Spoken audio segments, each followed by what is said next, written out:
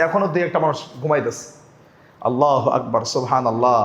এজন্য আমি মাঝে মধ্যে বলি যে, কালকে বলে আসছে যে আমাদের পেটের মধ্যে হয় হারাম খাবার আছে, আর নয় হিরোইন বিক্রি করার টাকা আছে আমাদের শরীরের মধ্যে। হিরোইন কথা মনে বুঝেন না আপনারা?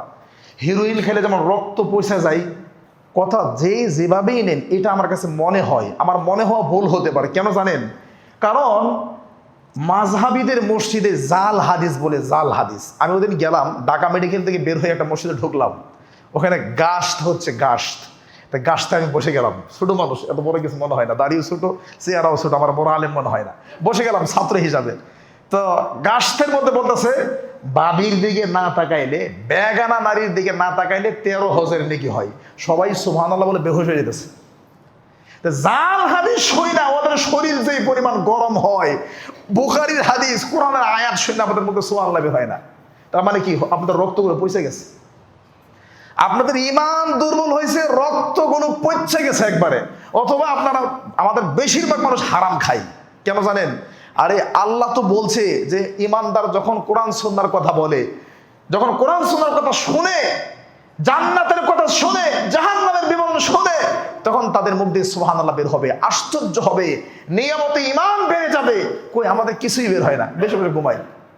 40 মিনিটের খুতবা এখানে বসে যদি ঘুমান, বলার জন্য না। আজকে আমার 12 দিন চলতেছে, 12 দিন 12 রাত, ওয়াল্লাহি 12 দিন 12 রাত চলতেছে, এইভাবেই আছে সফর রূপে। প্রতিদিন প্রোগ্রাম, সকালে ক্লাস, এই ক্লাস সেই ক্লাস। এখনো মাথার এই সাইড গরম হয়ে আছে। ওয়াল্লাহি আল্লাহর কসম, খুতবায় ঢোকার আগে মাথায় পানি দিয়ে আসছে। 600 কিলোমিটার জার্নি করে এখানে খুতবা দিতে আসছে। বিশ্বাস করবেন? আল্লাহকে সাক্ষী রেখে বলছে, কালকে থেকে যাওয়া এবং আসা, এবং আজকে যে আপনাদের মসজিদে খুতবা দিতে পারবো, এটা আমার আল্লাহর প্রতি ভালো বিশ্বাস, আশা ছিল। কিন্তু সম্ভব হবে কিনা এটা নিয়ে আমি সংশয়ের মধ্যে ছিলাম। কারণ একদম ইন্ডিয়ার সীমান্ত। কালকে মাহফিল থেকে ইন্ডিয়ার লাইট দেখা যায়, মাহফিল থেকে ইন্ডিয়ার লাইট দেখা যায়। ওরা বলছে সম্ভব না।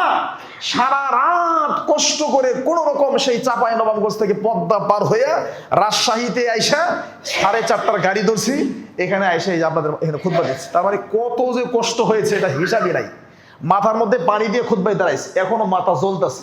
খুতবা দিয়ে আবার চলে যেতে হবে টাঙ্গাইল, কালকে আবার রাজশাহী, এরপরে দিন আবার বরিশাল, বরগুনা। তাহলে হিসাব করেন, এখানে বসে আপনি ঘুমান, আপনার রক্ত ঠিক আছে? আমি তো মনে করেন রক্ত ঠিক নাই, মানে আপনার রক্ত পয়সা গেছে। হয়তো হারাম খান, অথবা ইমানের দুর্বলতা, অথবা আপনার আব্বা মুসলমান, পৈতৃক সূত্রে মুসলমান, মসজিদে আসতে হবে তাই আসি, 10-এ যাই আমি যাই, 10-এ পড়ে আমি পড়ি। আরে সারা মাস পড়ি না, সারা সপ্তাহ পড়ি না, জুমার দিন না গেলে কি অবস্থা? এই জন্য আপনি ঘুমান। কেন আপনি ঘুমান? এখানে বসে ঘুমানো যে বেয়াদবি আপনি জানেন। এখন যদি আপনার দাঁড় করায় দেই, বয়স কত বলেন? 70 বছর বয়স। আচ্ছা বলেন তো, লা ইলাহা ইল্লাল্লাহ অর্থ কি? আপনার দাঁড়ায় হয়তো লা ইলাহা ইল্লাল্লাহ অর্থ বলতে পারবেন না। আমাদের ইয়াসিন ভাই, আমাদের মাইনুল ভাই, এই 5-7 জন বাদে আমার বিশ্বাস লা ইলাহা ইল্লাল্লাহ অর্থ অথবা সূরা ফাতিহা অর্থটা সবাই কেউ বলতে পারবে না। তাই এরপরে মসজিদে ঘুমান কেন? এই কষ্ট আমরা রাখবো কোথায়? ঘুমানোর মানে আপনি কি মহাপণ্ডিত? আপনি বলেন আব্দুর রহমান সুবাইস 42 বছর ধরে মক্কার ইমাম। মক্কার মসজিদ কি একটা না কয়টা? একটাই মসজিদ। খতিব আছে কয়জন? 8 জন 12 জন খতিব আছে। তার মানে আব্দুর রহমান সুবাইস তিনি সবসময় খতিব না, ওনাকে অনেক সময় শ্রোতা হওয়া লাগে।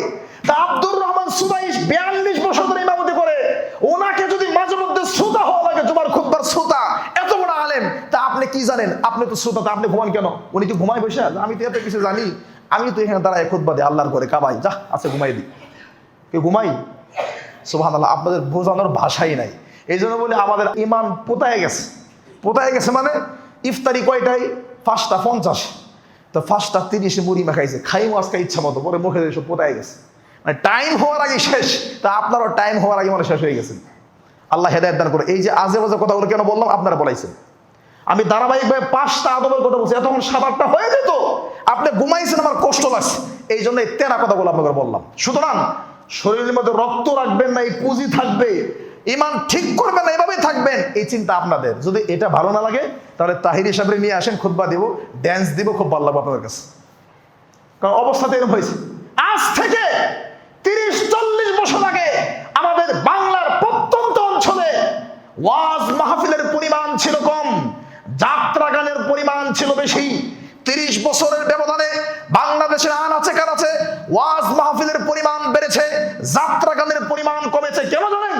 30 বছর আগে যাত্রা গানের মধ্যে যে বিনোদন পাওয়া যেত, 30 বছর পরে ওই বিনোদন এখন মাহফিলের মধ্যে পাওয়া যায়। তো মানুষ যাত্রা গান বাদ দিয়ে মাহফিল করে, নেকিও হলো মজাও হলো, দুটাই হলো, এই চিন্তায় করে।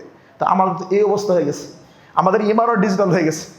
সুতরাং সাবধান, জুমার খুতবায় কেউ ঘুমাবেন না, ঘুমাসে দাঁড়ায় যাবেন। এটা ক্লাস 6 নাম্বার আদব। আপনার কষ্ট পাওয়ার সুযোগ নেই, কারণ আমি কিন্তু আপনাদের ছেলে। সেই যখন ছোট ছিলাম তখন মাইনুল ভাই নিয়ে আসছে, তো আমার একটা হক আছে, অধিকার আছে। আমি আহলে হাদিসের সন্তান, তেরা ব্যাখ্যা করলে আমি তেরা ব্যাখ্যা করে বলবো, যাতে করে আপনারা ঠিক হন। এর আগে সলাৎ সম্পর্কে বক্তব্য দিয়েছেন, জানি না মুসল্লি বাড়ছে কিনা।